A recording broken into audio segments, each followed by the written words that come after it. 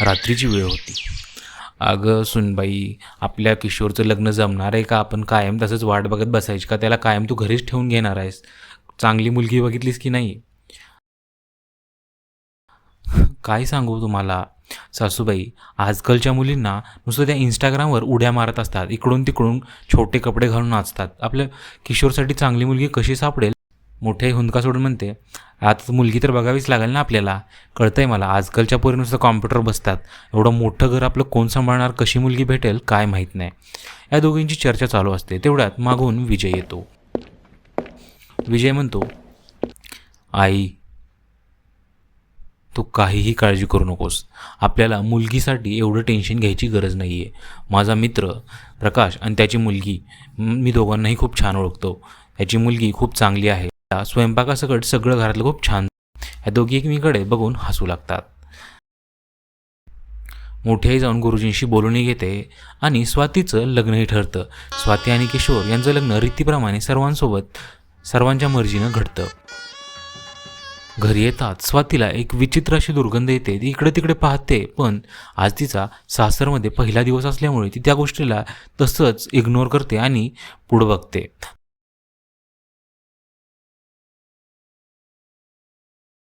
तर तिची सासू म्हणते, आज खूप थकली असशील, उद्या तुला कामही करायचं आहे, जा झोप जा. आता पाहतो की आपण पहाटेच सगळ्यांच्या आधी स्वाती उठलेली असते. स्वाती जाऊन किचनमध्ये बघते आणि म्हणते, अरे वा, इथे तर काहीच सामग्री नाही आहे. मला लवकरात लवकर बनवावं लागेल. आज माझा पहिला दिवस आहे किचनमध्ये. आणि ती हळूहळू इकडं तिकडं पाहते आणि तिला जास्त काही सामग्री दिसत नाही, फक्त काही भाज्या असतात. ती विचारात पडते की इथं सगळ्या भाज्याच का आहेत? आणि हळूहळू चपात्या पीठ घेऊन पराठे बेलू लागते. तिला पराठे खूप छान जमत असतात. तिकडून बटाट्याचे पराठे, शिरा, पनीरची भाजी, पोहे, तिने खूप सारा नाश्ता तयार केला असतो. नाश्ता तयार करता करता ती इकडे तिकडे पाहते की अजून कोणी उठलं कसं नाही आहे. तोपर्यंत घरात लोकांचा आवाज येतो. सगळेजण नाश्त्याच्या टेबलवर येऊन बसले असतात. ती येताच पंचपक्वानाचे ताट सगळ्यांसमोर ठेवते आता आणि म्हणते, तुम्ही सगळेजण खायला सुरू करा. असं म्हणताच आपण पाहतो की सगळ्यात आधी नम्रता तिने बनवलेल्या जेवणाकडे पाहते आणि त्याचा एक घास घेऊ लागते. तो घास घेताच तिला दिसतं की ताटामध्ये पंचपक्वान्न आहेत. त्यांच्या घरात हे असं काही चालत नाही. ती तिला रागवते आणि म्हणते, अगं सुनबाई, कुणाला विचारून केलंस तू हे? तुला माहिती का आमच्या घरात काय चालतं? आमच्या घरी फक्त गोबीची पराठे, गोबीची भाजी, गोबीचे सँडविच, गोबीचं सगळं बनतं. हे कुणाला विचारून बघितलं? ती शहाणपणा करायचा ना, खरं जाऊ नकोस. तेवढ्यात आपण पाहतो की मोठी आई ओरडू लागते. म्हणते, संस्कार ग पोरीचे, काही मोठ्यांना विचारायचं नाही, काय नाही. कशा होणारीचं काय माहिती ह्या सासरमध्ये? टिकाव तर लागेल का नाही काय माहितीचा. अवघड आहे बाई. आपण पाहतो की इकडून स्वतःचे डोळे भरून आले असतात. तिची नणंद प्रिया हे सगळं पाहत असते. ती तिकडून रागाने निघून जाते, पण तिच्या डोळ्यातले अश्रू काही थांबत नसतात. ती स्वतःशीच बोलू लागते. म्हणते, मी एवढी चुकीची आहे का? प्रत्येक वेळी माझ्याकडून कशा चुका होतात? हे लोक एवढे काय बोलले मला तर काही माहीतही नव्हतं. तिकडे तिची नणंद प्रिया येते आणि म्हणते, इकडं तिकडं पाहत पाहत ती सांगते की, काळजी करू नकोस, मी तुला सगळं समजावून सांगेन. तुला वेळ लागेल. घरचे खूप कठोर आहेत, पण मनाने चांगले आहेत. एक ना एक दिवस त्यांना तुझी कदर कळेल. आणि तिला समजावून सांगते. ती तिच्याकडे पाहते आणि म्हणते, पण मी एकटी कसं करेन? मला नाही माहीत. तर तेवढ्यात ती तिचा हात पकडते आणि म्हणते, तू काळजी करू नको, मी आहे तुझ्यासोबत. मी तुला सगळी मदत करेन. तुला इथं काही त्रास होणार नाही, ही माझी जबाबदारी. असं म्हणत ती तिला तिथंच सोडते आणि निघून जाते. कारण घरच्यांनी तिला मदत करताना पाहिलं तर तिलाही ओरडा बसेल. आता ही स्वाती बिचारी घरातल्या त्या सगळ्या गोबीच्या भाज्या धुवून काय घेते आणि त्याचे पराठे आणि सांगितल्याप्रमाणे भाजीही बनवू लागते. बनवत असताना तिच्या डोक्यात वेगळे विचार येऊ लागतात. नंतर ती सर्वांसाठी जाऊन ती भाजी आणि बनवलेलं सगळं जेवण घेऊन ठेवते. आता ते जेवण खाताच तिची सासू नम्रता म्हणते, बाई, पराठे तर एकदम कडवट आहेत. तर नीट तुला लाटता पण येत नाहीत का गं? असं म्हणताच तिकडून मोठी आई म्हणते, अगं संस्कार ग, दुसरं काय? पराठे शिकवले नाहीत, चपात्या शिकवल्या नाहीत, काय घरच्यांनी शिकवले, कशाला आमच्या गळ्यात बांधली काय माहिती. आता हे सगळं पाहून आतल्यात विजय मात्र सगळं खात असतो. कारण त्याची ती लाडकी सून असते, तो तिला नावं ठेवू शकत नाही, पण घरच्यांच्याही विरोधात जायची हिंमत नसते त्यात. इकडं स्वाती पुन्हा भरल्या डोळ्याने सगळ्यांकडे पाहू लागते आणि तिथून निघून जाते. आत गेल्यानंतर ती बेडरूममध्ये जाऊन एके दिवशी अशीच रडत असते, म्हणत असते, हे घर मला कधी स्वीकारेल की नाही, काय घरातल्या लोकांना मी नेहमी वाईटच वाटत असेल, कधी माझी यांना कदर कळेल की नाही मला माहीत नाही. आणि परत ती उठून सर्वांसाठी रात्रीचं जेवण बनवत असते. ठरल्याप्रमाणे गोबीचे सगळं काही बनवून त्यांच्यासमोर जाऊन पुन्हा ठेवते. दररोज तोच पराक्रम. जरा काय झालं की तिची सासू तिकडून नावं ठेवायला रिकामी आणि बाकी घरचेही तिची साथ देत असत. आता हा दिवसाचा दररोजचा कार्यक्रम झाला होता. ती वैतागली होती की तिला दररोज हेच बनवावं लागतं आणि बनवता बनवता तिला जे काही त्रास सहन होतो तो सगळा तिला स्वतःला सहन करावा लागतो. एक दिवशी अचानक कोबी कापताना तिच्या हाताला खूप जोराचा कट लागतो. तो चाकूही खूप कार्य असल्यामुळे त्यातून रक्त येऊ लागतं. ती ओरडते, माझ्या हाताला लागलं. तेवढ्यात आपण पाहतो की हा आवाज बाहेर गेला असतो. मोठे आई म्हणतात, काय झालं सुनबाई, आवाज येतोय तुझा, काय लागलं का तुझ्या हाताला? तेवढ्यात आपण पाहतो की हे नम्रताने ऐकलेलं असतं. नम्रता आज जाऊन म्हणते, काय झालं तुला, हाताला लागलं? अरे देवा, एवढी साधी नाजूक राहिलीस तर झाला आमच्या घराचा उद्योग. कसं करणार आहेस, कसं सांभाळणार तो एवढं मोठं घर? जरा काय हाताला लागलं की नाटकं करायला लागली. एवढा स्वयंपाक कोण करणार आहे, मी करू का येऊन आता? रागाच्या भरात स्वाप्ती सगळ्यांकडे रागाने बघून स्वयंपाक करू लागते. त्यामध्ये तिनं खूप जास्त तिखट घातलेलं असतं आणि सगळ्यांसमोर जाऊन ते मांडते. सगळं मांडल्यानंतर तिची सासू एक घास खाऊनच म्हणते, बाई किती तिखट केलंय तू, अगं तुला अक्कल नावाची गोष्ट आहे का नाही, देवाने बुद्धी वगैरे दिली का, घाण ठेवली आहे? तिची मोठी आई ही ओरडू लागते, म्हणते, अगं मला म्हातारीला मारतेस का तू, ह्याच्यासाठी करतेस का तू सगळं मुद्दाम, हारागरा करायसाठी आली का आमच्या घरात तू? काही येत नाही जात नाही, घरच्यांनी कशाला पाठवले काय माहिती आमच्या इथं.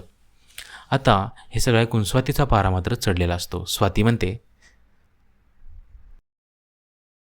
काय लावले तुम्ही, मला हाताला कापलं तरी ती नम्रता मला परत भाज्या करायला लावते, तुम्ही ओरडता, सगळे घरचे माझ्यावर ओरडतायत, काय लावले तुम्ही, प्रत्येक गोष्टीत गोबी गोबी गोबी, कंटाळा आलाय मला, नाही खायचं, सतत सतत तेच तेच तेच, तुमचं कंटाळ येत नाही का हो, तुम्हाला आवडतं म्हणून काय सगळ्यांनी तेच खायचं का?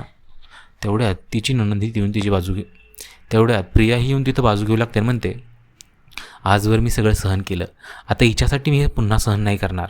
तुम्हाला सांगितलेलं एकदा कळत नाही का, आज आम्ही हे दोघी घर सोडून जातोय, आता तुम्ही गोबी बनवा आणि दोघी सासू सुना खात बसा तेच गोबी दिवस ना रात्र. इकडून विजयला मात्र धक्का बसतो. त्याची आवडती सून जर घर सोडून गेली तर ती तिच्या व्याहीला काय सांगणार याचंही त्यांना टेन्शन आलं असतं. आपण पाहतो की ह्या दोघीही तिची माफी मागू लागतात, म्हणतात, आम्हाला आमची चूक कळाली आहे, इथून पुढं घरात तुला जे काही आवडेल तेच बनव, आम्ही तुला कधीही अडवणार नाही, असं सांगत नम्रता आणि मोठी आईही तिची माफी मागू लागतात. आणि आजपासून घरामध्ये जे काही हवं आहे तुला ते आम्ही आणून देऊ, तू फक्त तुला जे आवडतं तेच बनव, असंही सांगितलं जातं.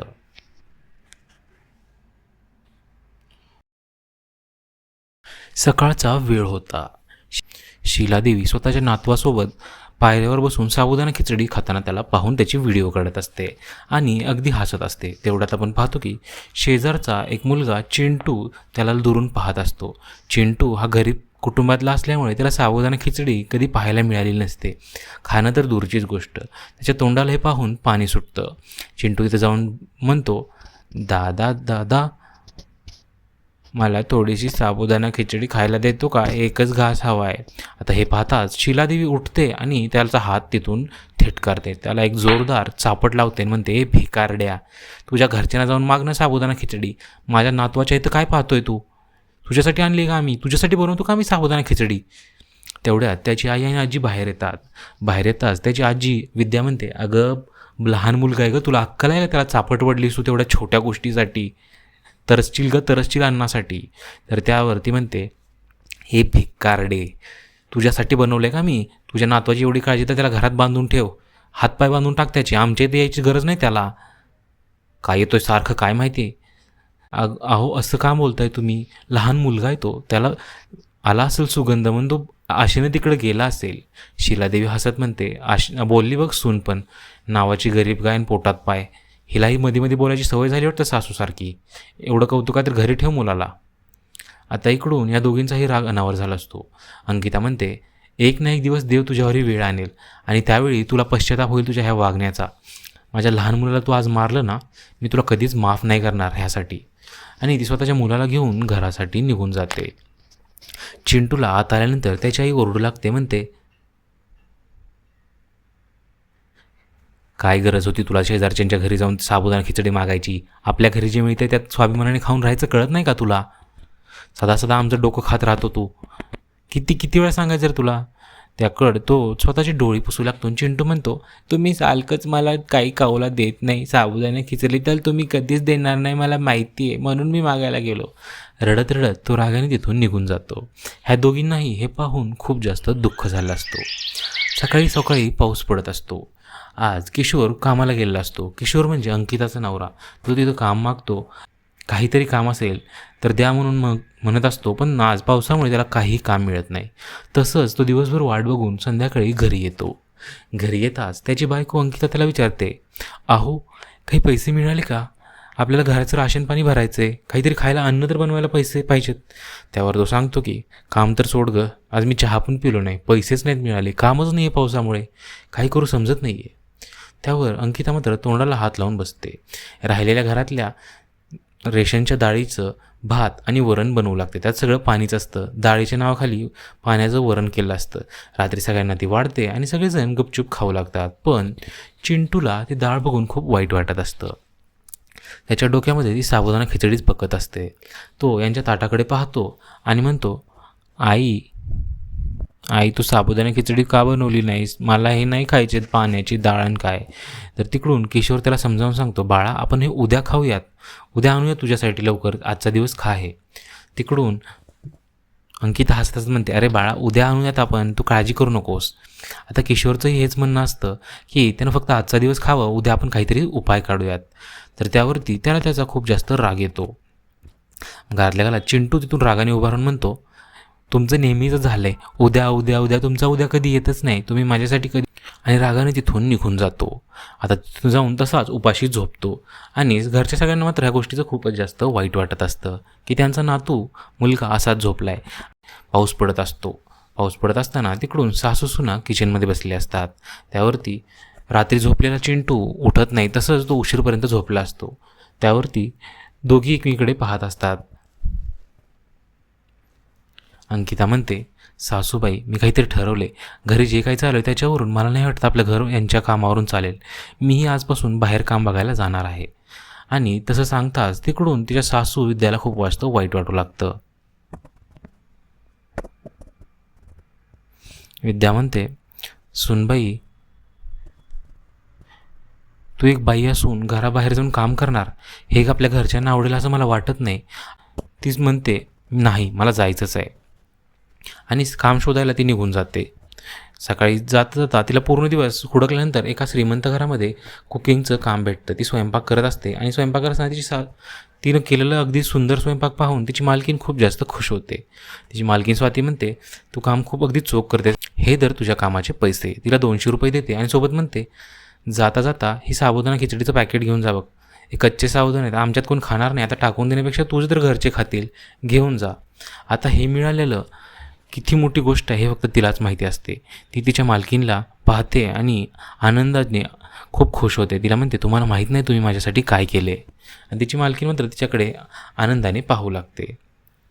जणू का तिला तिच्या कर्माचं फळ भेटलं. येताना ती लालाच्या दुकानातून त्या 100 रुपयाच्या भाज्या, लागणारे फळं, मसाले सगळं घेऊन घरी येते. घरी आल्यानंतर येताच रस्त्यात तिच्या मनामध्ये लाडू फुटत असतात की आज तिचा मुलगा शेवटी खुश होईल. रात्री ती साबुदाणा भिजू घालते आणि झोपी जाते. सकाळी उठून ती साबुदाणा खिचडी बनवू लागते. साबुदाणा खिचडीचा वास पूर्ण घरामध्ये पसरलेला असतो आणि तो सुगंध एवढा जास्त असतो की तिकडून चिंटू पळत येतो आणि हे बघून उड्या मारू लागतो. चिंटू म्हणतो, वा आई साबुदाणा खिचडी, वा आता मला तर खूप खाणार, मी पोट भरून खाणार. रात्री घरातले सगळेजण साबुदाणा खिचडी मन लावून खाऊ लागतात आणि त्यांनाही साबुदाणा खिचडी पहिल्यांदा खायला मिळाली असते असं चिंटूला वाटतं. चिंटू तिच्या आईला म्हणतो, खूप छान साबुदाणा खिचडी झाली आहे बाबा, चांगली झाली आहे ना साबुदाणा खिचडी. तिची सासूही तिची तारीफ करते, म्हणते, सुनबाई जर तू नसती तर आम्हाला कधी खायलाही मिळालं नसतं. शेजारची शीलादेवी हे सगळं खिडकीतून पाहते आणि तिला याचा खूप जास्त राग येत असतो. ती म्हणते, मी आधी तिचं वाटोळ केलं असतं तर बरं झालं असतं. पण तेवढ्या चिंटूनं तिला खिडकीतून पाहिलं असतं आणि तो खिडकी बंद करून म्हणतो, आमच्या घरात भिकाऱ्यांना एंट्री नाही.